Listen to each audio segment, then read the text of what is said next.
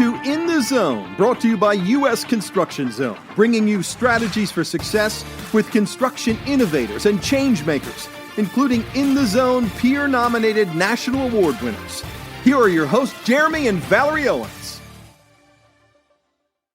We have a very special guest today, Valerie. Dr. Sally Spencer-Thomas is a clinical psychologist, inspirational and award-winning international keynote speaker, and an impact entrepreneur, and that is hard to say, by the way. Known nationally and internationally as an innovator in social change, Sally has helped start up multiple large-scale gap-filling efforts in mental health, including the award-winning campaign Man Therapy, and the nation's first initiative for suicide prevention in construction called Construction Working Minds. And if that wasn't enough to fill her time, she also is a trainer, blogger, and podcaster. Please visit SallySpencerThomas.com to see her many accolades, awards, and credentials. My favorite was in 2016, she was invited speaker at the White House, where she presented on men's mental health.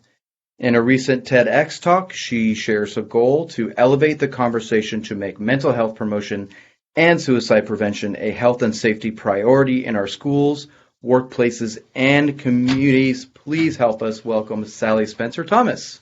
Yay! Welcome, Sally. Hi. Hi, I'm really thrilled to be here. This is a really important topic, so thanks for making it a priority for your show content. Oh, well, thank you so much for being here. We just reading that, you must be very busy, so we appreciate you being here, and we'll get right to it. Yeah, so Jeremy told me a little bit about you a while back, and I was telling him I have to meet her. Even if it's virtually, I have to meet her because not only what you've accomplished, but what you, I always look at it in terms of the impact you're making and the ripple effect of what your efforts now how they could impact the future. So thank you for everything that you're doing. Agreed. So we're just going to jump right in. And I know this is a sensitive topic, so we will be very conscientious of that. But starting back at the beginning, why has suicide prevention become such a mission in your life? Yeah, well, again, to your listeners too, it's a sensitive issue for them as well. And so if there are things that come up for them as they're listening to this, memories or feelings, and they need to reach out, please do so, because talking really helps. So I just wanted to kind of let people know we are going to be talking about a difficult topic today of suicide and mental health, and that's hard for a lot of families. For me, I was a clinical psychologist. I was interested in psychology because I'm interested in people and people's stories. Although when I got out of graduate school with $70,000 in debt, I realized, I wasn't meant to be a therapist. Oh dear, this is a problem.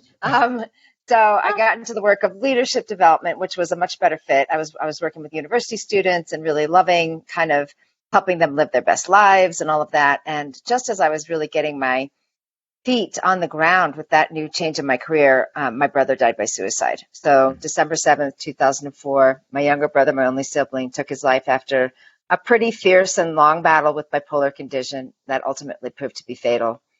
And I know many people have these before and moment times in their life where this is my life before this happened and this is my life after. And that was what it was for me. His death became a huge calling for me. Mm-hmm. Wow. I could see why that would be. Yeah, thank you for telling me that story. And I know that is, obviously not your first time telling that, and that is how you start a lot of your conversations, and that's what your TED Talk was also about, correct? Just the storytelling and how important that is. So we do appreciate you telling that again.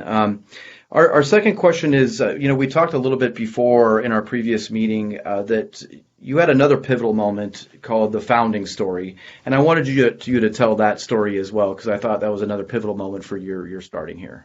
Yeah, absolutely.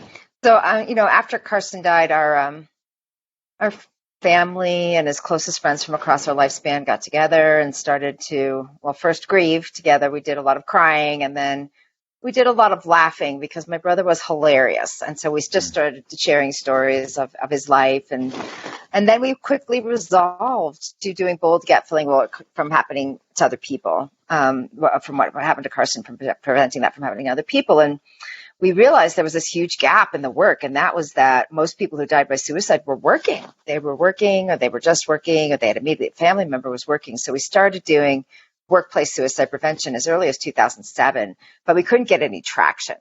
Really, we got a little traction, but we thought it was going to be much bigger, but workplaces weren't ready. They were just like, oh, that's a medical thing. Like people need to take that stuff up with their doctors. So the founding story that you're wanting me to tell was really one of those game-changing conversations. It just so happened that in the fall of 2013, so you can see how much time is passing, right? Yeah. From 05 to 013, we're slogging this out and we can't really get it going anywhere. I was part of this networking group in Denver called Leadership Denver. A lot of cities have these programs where it kind of gives you a peek behind the curtain on what's going on in the city and tries to cultivate local leadership and so forth. And so I was part of this group, and I happened to meet another classmate of mine named John Kinning. And as you do in these networking groups, you go out for coffee. And so we went out for coffee one day, and he says, Sally, when you're talking about who's at risk for suicide, you're talking about my folks. And I said, I know. There's a perfect storm of risk factors in construction. And he said, well, I don't want to wait for another tragedy. As Workforce had experienced a suicide death in the years prior, he said, what do I need to do to get in front of this? And I really, really credit John, because at that time, 2013, really no one else was doing this work, especially in construction. And it's hard to be the first. It's something that's so daunting. People are like, oh, no, that's not a thing we do. And he's like, yeah, it's a thing I'm going to do. And let me be the first and let me try to get it right. So his company went and did what I call the full enchilada, which is many aspects of a comprehensive approach. Again, a lot of people dipping their toe in this, just do what they think is the check the box thing, or just like the easiest thing, whatever that is for them. Sometimes it's an awareness day. Sometimes it's just a training, but it's a one-off is basically what I'm saying. And he said, no, let's do it right. And so we're 3 months into this. And the full enchilada includes like a needs and strengths assessment and strategy really on how best practices in suicide prevention line up with the culture of the company. And it's a process, right? It takes time to go into this and develop the right components to it. And he's about 3 months in, he says, this is way too important for just my company. So again, takes another big step, which is how do I underwrite this and help you spread this nationally? Wow. So his company's, I know, right? So his company's philanthropic arm, their foundation, gave some money to help us create the first construction industry blueprint for suicide prevention. And, it's this little tiny 25-page PDF full of typos because I wrote it, but it was a thing, right? And we got it into the hands of the right people. And all of a sudden it was a document, right? Something that people could push against with some credentialed backing to it. And then another key partner in this, Cal Bayer, which I call him the connector energizer bunny. Like he knows everybody in the field. And he got the ears of a lot of trade publication editors. And he said, this is breaking news. And within a year, we were in 18 trade publications. And as they say, the rest is history. Because everybody had a story of being impacted by construction suicide death. They just didn't know this about each other. Right. And this thing made it legitimate. Well, you find that common bond too. A lot of times in the suicide that gets a lot of awareness, such as police officers or firemen, military. We look at that, we look at their career as the definer, defining piece. However, in construction, I think generally we don't look for that link. We don't say, oh, well, these were the men in construction. We say, oh, well, he was father and he was stressed or he had mental illness so we don't find that common link. And so it gets overlooked or miscategorized. Yeah. And for construction, I think you said it before that it didn't get reporting that it needed to early on. Like the problem's always been there, right? But if you're not going to report about it and talk about it, then it's not really there. I mean, that's the weird thing about it's gaining steam and traction now because I think we're more willing to have the conversations and because the statistics are more out in the open. But when I was growing up in construction, my parents and my grandfather, not a peep. I've never heard of it. Mm-hmm. Never once heard of it. Yeah. So data thing is interesting because you're right. It always existed there, but a couple of things. One is, the construction industry looks to the Bureau of Labor Statistics to help them track mortality and morbidity around safety. Well, largely suicide deaths is not happening on a job site. Right. So the data wasn't getting captured in the place that everybody was looking. Most people die at home or in some other place. Gotcha. It's not that they don't die on the job site, and that number's been, increasing year after year, but it's a small number when you compare it to other things. Sure.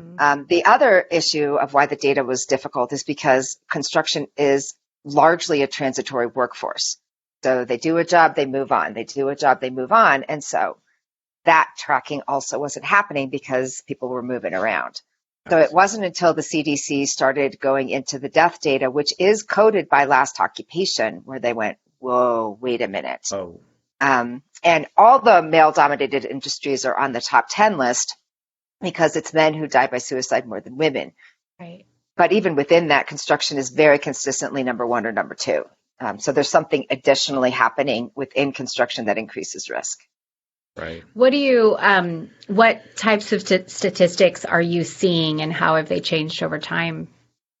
Really, to be honest, we just started looking at this data within industry as early as 2016.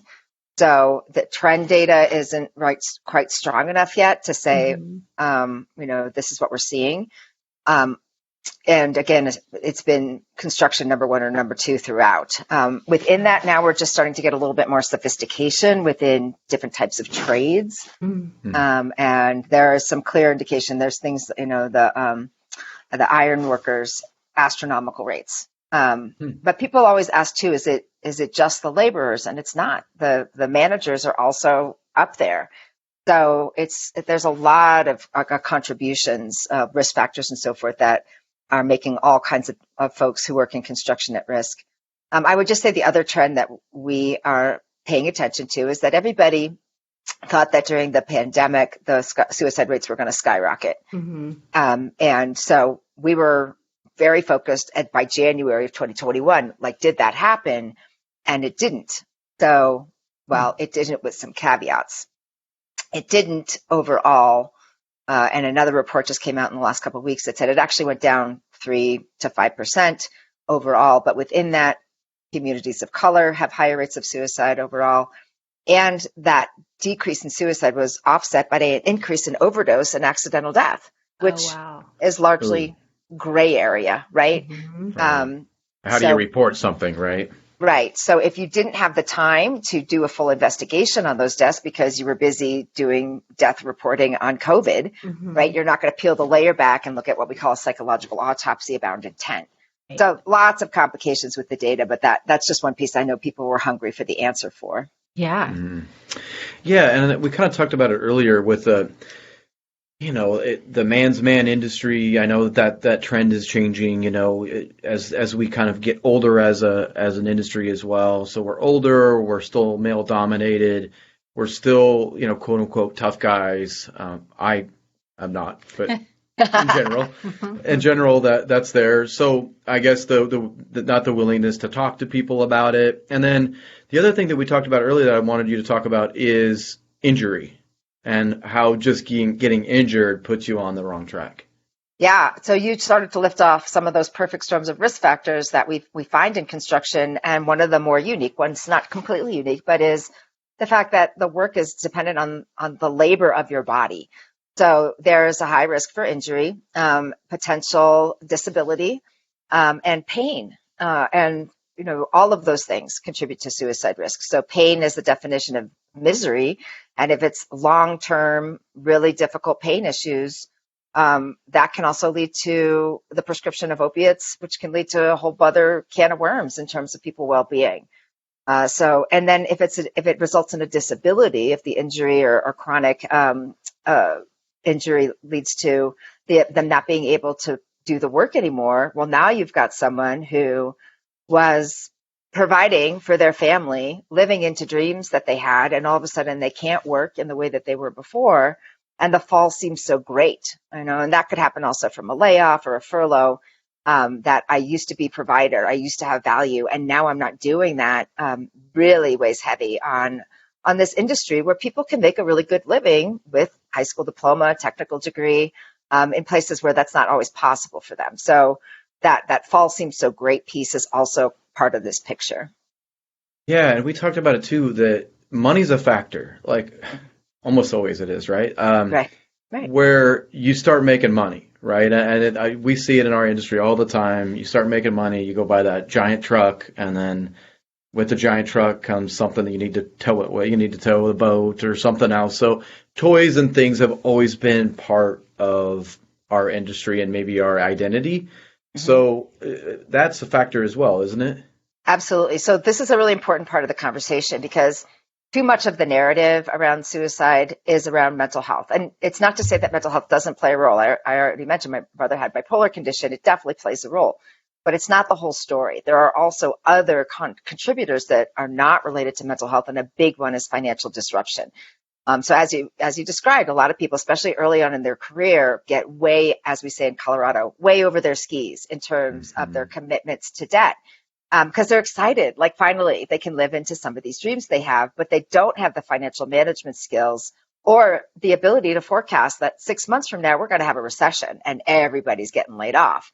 Right. And so it's that debt that now they are chained, like handcuffed to a job that's really difficult. And now we have to work even more hours and longer years to pay off debt for a lifestyle they can no longer afford and now have no time to enjoy. And that feeling of being trapped is very, very difficult for people.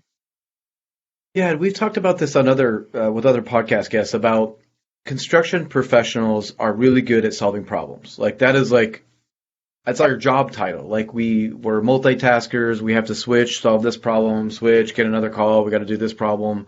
So there is a tendency to be good at it. And then at the same time, also want to fix it yourself. And I'm guilty of that as well. Like same with Valerie. Like I just want to fix it. Let me get in there and get my hands in there and fix it. I think, but that's part of the problem with us too, is that we're so used to fixing it and being rewarded for that when we can't fix it, we probably don't tell anybody about it. Yeah, spot on. So it's that superpower that has an underbelly, right? Like all of our superpowers, we got a dark side to it and a shadow, if you will. And this is what we also see. And it's also what I love about working with construction, because I'm like, hey, girly do-gooder here says you have a problem. And people say, oh yeah, what is it? And I say, here's the data. They're like, oh gosh, right into, and now what do we do? Like, right. I don't have to do a bunch of song and dance. We're like, this is really important. You can save lives. They're like, got it. We got a problem. What do we do? I'm like, I love you. Yeah. This is great. Not a lot of that. But then when it comes to like what actually needs to be done, it's most definitely a feeling of writing with a non-dominant hand, because it's about not solving problems. It's about listening and showing up with empathy and compassion. That might take a while, and that's like, whoa, that's really frustrating for people. Or it's about, learning things around emotional intelligence, which may or not have been part of kind of the lexicon or the skills that you bring to the table. So, but what I have found is that the reward is so great, when individuals and teams and companies and job sites lean into this, like, wow, right away they're out there practicing and they're having tremendous impact. So for me, every day when I get up in front of a construction audience, I get goosebumps, because I know even if 1/3 of you take me on and try these new skills, you're going to have an immediate impact. Yeah. And it's so cool to see. Yeah. So that's what I was going to ask. You and John got together and you built this community and lots of resources that were available. That I was going to ask, how has that now developed into you're going out and speaking to these groups? What types of things are you offering them? Yeah. So this is a social movement at this point. And like other movements, like it starts in pockets where people are noticing things. And then over time, we start to get connected and learn from each other. And then we get organized. And then other like infrastructure things start to be built. So it's really crediting, again, John and Cal and the early adopters of the world to get this moving. And it's moved very quickly. So I just also want to mention that the Construction Industry Alliance for Suicide Prevention is the place where people got organized. Like they started to connect, share best practices, empower one another. Super exciting. So what is this translated into? So like any change thing, we've first got to get it on the radar, right? So like you said, Jeremy, like I didn't even know this was an issue. That's true right now still for probably 90% of construction companies, because a lot of them are littles, right? They're little mom and pops. They've got their head down, just trying to survive the day. Right. And they're not aware of this yet. The bigger ones are, and a lot of the unions are, a lot of the professional associations are. And so it's starting to trickle, but still like 90% are like, wait, what? So we got to get it on the radar first. Mm-hmm. Once we got it on the radar, so that has taken a couple years to create a critical mass around that. Now we've got action. Right? And so what does that look like? And usually the first passive action is, how do I help this person right here, right now? So we're giving them skills on how to help the immediate situation with people they're worried about. How do you notice? How do you start a conversation? How do you vet your resources so you know that warm handoff's going well? That kind of stuff. And then it's, what else do we do? Because we got to get upstream from the moment of crisis, and we really got to work on changing culture, getting managers to be more proactive in these conversations and how to deal with it when there's a performance issue. We've got to build out the whole comprehensive approach, not just, although it's important, not just how to help somebody in the moment of crisis. Right. Yeah. How crazy is that you're involved in the very first document? Like, talk about ground floor with this thing, right? The very first document in the whole industry, you had your fingerprints on it, even with typos. That to see it grow from what it was to what it is now, it must be super rewarding, and what a great honor for your brother, right? Like, just it's so wild. And absolutely, I feel like he walks with me and opens doors and kicks me in the butt from time to time. I definitely believe that. But, like I said, I'm a girly do-gooder. So every time I'm in front of this, large audience of what's mostly like really rugged, tough guys and women, I'm like, how the heck did I get here? And then I'm like, I can't imagine myself anywhere else. Like, this is exactly the place I need to be for the biggest impact. And so I just love it. And I've loved learning so much about construction. I have such deep respect. Like I have also done in working with military and first responders. I mean, these are worlds that I don't really know very intimately, but I know them much better today, and I have tremendous respect. Awesome. Amazing. Can I ask too, just in getting to know you better and what you were doing, was your brother involved in the construction industry, or did that kind of evolve out of, you said there's the before and the after, which I know so well. My brother was in the insurance industry, but not with companies, in more healthcare insurance kinds of work. The before and after with construction was really John Kinney, where he was like, it's my people. And I said, all right, well, let's do the thing. Let's go. Before that, we didn't have the CDC data. We knew male-dominated industries were going to be more impacted because it's men who die. And I'm going to just make that clear. It's men who die, but women attempt at higher rates than men. So women's industry, women and gender neutral industries are also impacted, but suicide attempt data is just less clear and it's less reported than suicide death data. So that's why male dominated industries are starting this. But I'm seeing 5-10 years from now, it'll be much more widespread because we'll have better surveillance efforts around attempts, and people will realize, oh my goodness, it's everybody's workforce. Yeah. Interesting. Yeah. I mean, and I know it's kind of like a little bit of a gray area with the, access to handguns as well. Obviously when you're in military, where you're in police and fire, and then construction's kind of a little bit behind there where, they're hunters, they typically have self-defense, guns in the home. And that has to do a little bit with the data with men too, correct? Yeah, absolutely. So when we look at the death data, it's very clear half of the deaths are by firearm. And this is a very challenging conversation in our country. Yeah. There's a lot of very passionate firearm owners who, get their hackles up when we hear like, wait, you're going to mess with my guns. No way. But again, when we come alongside people and say nobody wants their people to die by suicide, and how do we make this a collaborative and respectful conversation to keep people safe when they're at risk? How do we involve the firearm retailers and the firearm safety instructors as collaborative partners in this effort to reduce suicide? Now we've got a different story going. And then even more encouraging for boots on the ground in construction, the data coming out now, the emerging data says that firearm owning peers are far more impactful in negotiating some kind of arrangement where we can just create a gap in time. That's all we're trying to do. Create a gap in time between a person and the thing that they can use to kill themselves, which is mostly guns. It's also medication, but it's mostly guns. Peers are far better able to do that than mental health professionals. So we got to get peers up to speed so they know how to manage that and what to say and kind of how to negotiate that, again, in a very collaborative and respectful way. Yeah, that makes sense. Yeah. So you're working, the majority of the people that we work with, as well as you, are construction professionals. What are some of the things that they can do or implement in their industry or in their business themselves that can help with suicide prevention? Yeah. So I always start off with listen first. And with a bunch of problem solvers and decisive decision makers, that's a little bit of a hard sell, but I always push it for a number of reasons. Number one, this is a learning curve for everybody. And if you don't spend time listening and just jump into the solution, the chances are good that it's going to A, be a mismatch, and B, rejected. So listen first. And there's ways you can create safe space for conversations around this on the front end, whether that's an anonymous survey or small focus groups or interviews.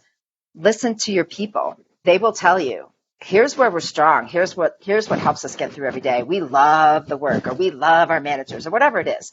And then here's where we have problems. Like, here's where it's really stressful. And it could be around psychological safety, or it could be, the level of travel, or the lack of clarity in roles, or whatever it is. They're going to tell you where the pain points are.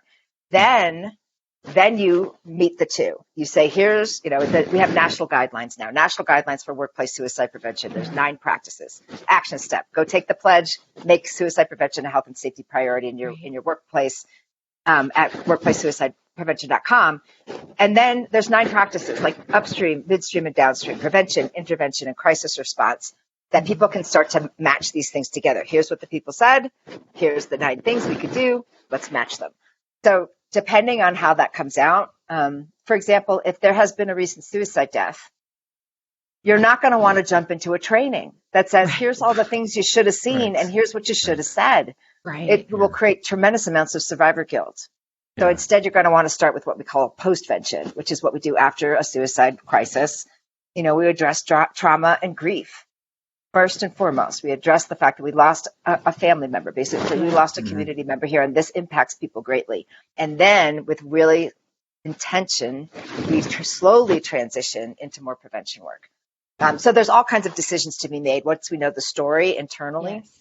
And then throughout that process also, not only to get buy-in and get information about where to start, you get baseline data, right? So then you can also start to benchmark change over time. Like, nobody knew the resources when we start this. Now 80% of the people can say, I know what the crisis text line is. I know what the National Suicide Prevention Lifeline is. And they're much more likely to use those resources. So you can then go back and say, this was a good investment, because now we can track, not only knowledge, we can track behavior change, we can track retention, sick days. All of these things are connected when people are feeling overwhelmed and despairing. So we can start to make a real return on investment to the company. Yeah, it makes a lot of sense. I mean, one of my least favorite words is the word stigma. And I feel like it's getting better. Like, maybe there's less of a stigma, but since your brother's passing in 2004, do you feel like the stigma around mental health disease is changing, improving? What do you feel? I mean, you obviously have your fingerprints all over this and time spent. What do you feel is going on here? Yeah, so this is a very interesting topic for me as well, because after Carson died, we made a little baby nonprofit in his memory, and we just started doing a little work. And our tagline was, the Carson J. Spencer Foundation, removing the stigma of mental illness, because I really do believe that it was the pain around the shame of what he was experiencing that was even more life-threatening than the illness itself, right? So we make all these business cards. We're just starting to get our little baby thing off the ground. And I wanted to invite the speaker to Colorado who had made a big impact on me. And so she's a well-renowned professor of psychiatry at Johns Hopkins. Like, she's a rock star in my world. And so I go to pick her up. And she's also someone who lives with bipolar condition herself and writes beautifully about it, Kay Redfield Jameson. I go to pick her up at the airport, and I feel like I'm meeting Bono. I'm like so starstruck. And she gets in the car with me. I'm like, oh, Dr. Jameson, how do we remove the stigma of mental illness? And she goes, oh, but what? She said, okay, starters, stop using that word. And I went, oh no, 1,500 business cards. Oh no. But as soon as she said it, I knew it was true, because our brains are hardwired to remember the negative things. And so the entire mental health community globally is just obsessed with stigma everywhere. And the more we talk about it, the more we just are reinforcing that connection. The research around and I would actually reframe stigma, because it's an undetermined word. It means different things to different people, and say what it actually is prejudice and discrimination. That's actually what it is. We hold these biases and then we act differently to people we perceive are having this condition, just like we would with racial discrimination or other forms of discrimination. And that's where we need to tackle this issue. And like all marginalized experiences, it's not data that gets rid of it, right? It's our human contact. And when we look at the research that is coming out of research labs by like Patrick Corrigan and so forth, he found that just increasing awareness didn't do the trick. Like in the moment, we call it the state trooper effect. Like in the moment you're in front of it, you're like, whoa, what's that? And you're paying attention. But as soon as it's in the rear view mirror, we all go back to what we were doing before. And it's not like a call out shaming kind of approach. That just makes people everywhere duck, right? And they just hide. Yeah. And that makes people scared to have these important conversations. What actually changes and reduces bias is people getting with people and having conversations, real storytelling, connecting on a very human level, realizing we have far more in common than we have differences. And for people to say, oh, it's Joe. Right. Joe's experiencing this. I love Joe. Well, now I gotta up my game, because if Joe's going through this, I need to be there for him or whatever. People just kind of see it in a different light. So that's where I see the traction starting to come, is because more and more people are coming out proud. It's taken a while, and I'm always on the hunt for the really great storyteller in construction, because they've been a little slow, and I get it. It's scary, and discrimination is a real thing. But the military's been at it for a while, right? The military's been cultivating storytellers. We're starting to see that. First responders been cultivating storytellers. Now it's our turn to cultivate storytellers within construction. Yeah, that's what I was going to ask you, is how how important it is for the testimonies of people who are, been there and doing that. How important it is for them to come forward. Is there the people who you find who are honest with you and able to share their stories? Do you find oftentimes that they're reluctant to share them with others at risk of, because of, their business, or just the fear of revealing, such a vulnerable part of yourself?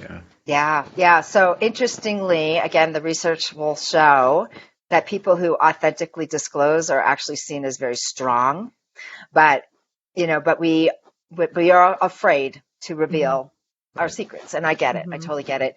And I would say that, the construction storytelling effort has started largely with bereavement stories, which is an easier story to tell, like mine, where I lost somebody and I've been impacted. It's harder to tell the story of a lived experience with suicidal intensity. Like I had suicidal thoughts, or I lived through a suicide attempt. But they're coming, right? And it just takes one. It just takes one, and you don't even have to share the whole enchilada. Like you don't have to tell the whole story with all the details. In fact, it's not necessary. What's most important is what we call the hero's journey through it. So I had this downward spiral experience, whatever it was, financial, in my relationship, with an addiction, with trauma, with depression. And it landed me in this really dark place. But here was my turning point. Yeah. Right. And in that turning point, in that moment, I knew I had to do something differently. And then the upward and outward is where we focus. So the upward and outward, and it varies, right? For some people, it's a spiritual awakening. For some people, they got sober. For some people, they got into the right form of support, whether that was peer support or professional mental health services. Some people get a dog that is an animal assisted, like lifesaver for them. People have different pathways out of that. I don't really care. If you got it, if you got out and you got something to help you through that, that's the hero's journey. And at the end of the storytelling, we have people reflect back. What do they have today that they wouldn't have had they not going through what we call a crucible experience, a transformational experience? And so they say things like, I have a deeper connection to my creator, or I have much more appreciation for my family members, or whatever. They have all kinds of insights. And so when you focus on the story from that kind of framework, people have a sense of pride. I survived something. Something. But it takes a while to get the courage to do that. And then, like I said, we just need one very effective storyteller, and people go, yeah, me too. Yeah, me too. Who hasn't been brought to their knees by an overwhelming life experience and found it hard to white knuckle it through. Almost everybody has had that experience. And so once we find that we have this stuff in common, now we can stand in solidarity with each other and then get to this place where I've got your back. I got your back. We'll just take turns here. And when it's my turn, I hope you're there for me, because I got to be there for you. And that's how we're going to do it. Exactly. So it becomes much more normal and validated. Yeah. Very cool, very cool. And this next one is for both of you. In thinking about this podcast with both of you having gone through similar experiences, I wanted to ask this for both of you. This is something that I personally have struggled with. Is for those who are fortunate enough to have not lost someone that close, what advice do you have for them to best support those in the midst of grief? Because I think for me personally, having gone through this and watching my favorite person struggle, there's no playbook. And even if there's a playbook, you're going to mess it up every day in so many different ways. But I think that if more people understood how to support, it would really help, because like I said, it was such a learning experience that I want others to know and learn on the grieving side as well.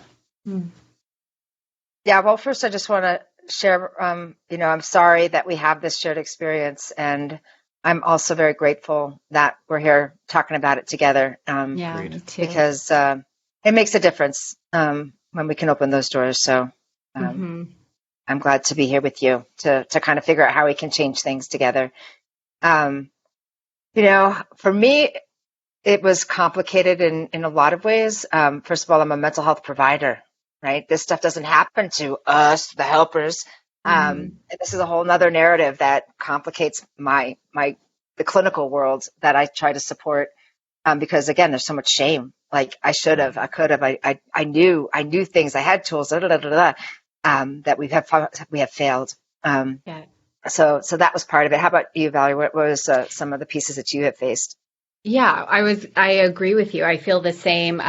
In my situation, I lost my brother almost 2 years ago to suicide, and similar in that, he was my best friend. And so a lot of the guilt that you feel cannot be soothed. I've learned by getting my own help that, you can't save anyone by loving them enough, but there are things to look out for. And I am proud that I definitely, I was very straightforward with my brother in asking him, are you considering suicide? And so we did have conversations, and I know that there was nothing else I could do. I'm fortunate in that aspect, but still as human beings and being closest, you still do wonder, was there something, or if only I'd done that, or, that type of thing. But I think that, one of the things that sticks out for me is one, what you said in the, as we begun this question, was just the acknowledgement of that you're not alone. You're in Denver and we're here in Folsom, and we're apart, but there is a common shared bond that you forever have with others who have lost someone. So I think having those resources available, even though it sounds funny to label it under resource, but the resource of just understanding that there's a community out there who understands, and every story is different, but that there are other people out there who are willing and able to listen to you and know what you're going through. You're not alone. But then also, the people who have not gone through it, I think there's so many, just being willing to, we say it often, I'm sure you do, in mental health is, don't be afraid to talk about them, say their names and tell stories. And I was just reading something yesterday that was just so beautiful. And it was saying, something to the effect of, you can't, by bringing them up, you bring so much joy to me. I crave when people say, hey, I was thinking about your brother today, or, that type of thing where, you just go like, oh, really? Because I think about him 24/7. He's always there, and so even though there's the sadness is always there, at least you have, it's just somebody else that remembers. They existed. They were there. And I love also, sorry, I keep going on, but you were talking about the hero's journey, and the beginning with some stories will begin with the bereavement. And I loved when you said that, because I think that we often feel that if we haven't experienced the mental health issue, or if we haven't experienced the stress of being the financial provider, whatever, it may be, whatever that variable may be, the bereavement itself is what can empower this group and open the door to who knows how many other people. I love that you use statistics to watch that growth, and you're able to, quantitatively look at how much you've progressed and how much we're moving forward in this topic. Yeah. So I love that. So all that to say. That was great. Open that can of worms. That's great. No, I appreciate you guys sharing that. And Sally, I appreciate you being here. I know it's, like I said, I know your schedule is very busy, and we wanted to make sure Valerie could be here for this one especially. So we appreciate the late afternoon, early evening session here. And we'd like to finish with just kind of getting to know you just a little bit more outside of your work. So we asked a couple questions that's called the Zone Out feature. And our first one, and maybe you answered this earlier, but as a child, what did you actually want to be when you grew up? Well, I actually had dreams when I was very young of being a professional figure skater. So it was a long time ago. It was the era of Dorothy Hamill and many other really exciting skaters. And so I went out there to try, but I didn't have the athletic prowess to succeed. But to this day, my favorite dreams, I'm skating. Like, it's kind of dancing and flying at the same time, and it's magical to me. So yeah, some kind of really awesome figure skater. That was a dream. I love that. Very cool. So, okay, you have your own late night talk show. Who would you want to be your guest? Yeah, hands down, Brene Brown. Brene Brown, I think, has really shifted the conversation on shame and guilt and vulnerability. I just love how she speaks about it. She knows the research inside out, and she's super funny. So she's been able to really reach a lot of people in understanding how trust is built, how we recover from things by really having the courage to disclose and share with one another. That's how we grow. Love her. Awesome. I've heard that name from Valerie before. All right, the last one. Who is the most influential person in your life? All right, well, I'm going to have to say it's 3, and those would be my children. So I want to be the mom that they're proud of always, and they're Gen Zers. So let me share with you the level of expectation, hard to meet. Just one example, they're understandably fired up about climate change, and my middle son doesn't wear shoes, which everyone thinks is weird, but he's making a statement of, we all put our footprint on this world. How are you doing this responsibly? And I'm like, dude, I can't even come close to the commitment you're making to this on a personal level. I can't even pretend to. Like, you hold up such a high expectation and standard for doing ethical things and holding other people accountable for it. I'm going to try my best. But yeah, those are the ones. They influence me every day. Well, you're leaving a lasting legacy for your kids, no doubt about it. And now you're leaving a lasting legacy for the construction industry as well. So we do severely appreciate what you're doing, and just keep it up. Just let us know how we can support you. If you have events or things coming up, just let us know. And I know that SallySpencerThomas.com is the way to find you. Is there any other ways to get in touch with you? Sure. I would actually drive people to constructionworkingminds.com, because that's a little bit more construction specific. There's a bunch of stuff on my site that people might not find relevant, but Construction Working Minds is a go-to place that has tools and case studies and examples. And, I'm a person who wants a training. Where do I start? That kind of thing. So that's a good place to start. And I'll just put it out there because, right, you put intentions out and then they manifest, right? Yeah. So our goal in 2022, around the time of Safety Week, probably later that May, is to have the first ever Construction Mental Health and Suicide Prevention Summit here in Colorado. Ooh. So, right, I'm going to put that out there. We're going to make that happen because we're in that place now in our evolution where we need to share information. We need to envision a strategy over the next 5 years and how we're going to make this even more impactful over time. So I'm super excited. So everybody check back in. It's looking good. I'll just say that. Awesome. We don't have a date yet or an invite our way. Yes, just have her speak. I love that you're doing this. I think that, oftentimes, and you know this from experience, that when you've suffered such a loss, there is the before and after. And after, there comes eventually a time, I think, in most people's lives where it's like you feel the fire burning, and it's like I have to take this story and make something beautiful of it. Yeah, you both are doing something beautiful of the ashes. So I love I'm so happy that you're that you're doing this and moving forward, and that you're not letting doubt or any of that, questioning stop you. Yeah. Well, I'm pretty clear that this isn't the last time our paths will cross. So Yes. let's keep going and fighting the good fight. And I will see you, hopefully in a few months. All right. Wonderful. Thank you. Thanks so much. Thank you. I appreciate it. Bye. Wow, Val, that was, I can't say it was fun. It was, it was insightful and inspiring and needed and all the things. I don't know any other adjectives to use, but I'm just thrilled that she said yes. She's a busy gal, and I want to make sure everyone knows that she travels around the world talking about this subject. So to get her on our podcast is not easy, and we thank her for saying yes, because this is a subject that's near and dear to our hearts, and we do not want it to be lip service. We want it to be a lasting thing for us. And admittedly, I don't know what that looks like yet. So it's like I'm still trying to figure out how to best help.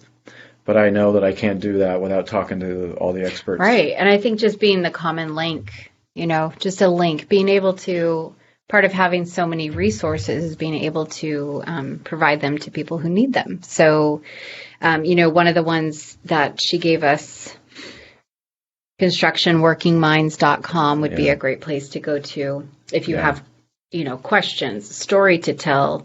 Yeah. There are people out there who need to hear your story. And so we're thankful for all that Sally's doing. We're thankful for the inspiration that her brother Carson has provided. And yes. And that, like I said, she's making him proud, and you are as well. So, that's all you can do. You can't change the past, but you can create your own destiny, and you guys are both doing that. So awesome. Thank you, Sally and Valerie, for sharing your guys' stories. And if you guys, your listeners, need help, please visit that website. There's also all sorts of resources online for suicide prevention and hotlines that are available to you. But, please don't reach out to me, because I won't be able to help you. But I do want to be able to point you guys in the right direction, and it'll start with someone like Sally, and we'll keep going. So thanks a lot for listening to In the Zone. I am Jeremy, and this is still... Oh. And your name. Oh, my... She either forgets her name or the name of the podcast. I tricked her, though. All right, bye, thanks. Bye.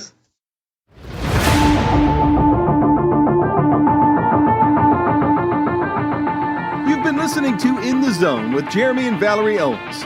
Be sure to subscribe to In the Zone and stay in the know with the best minds in the construction industry.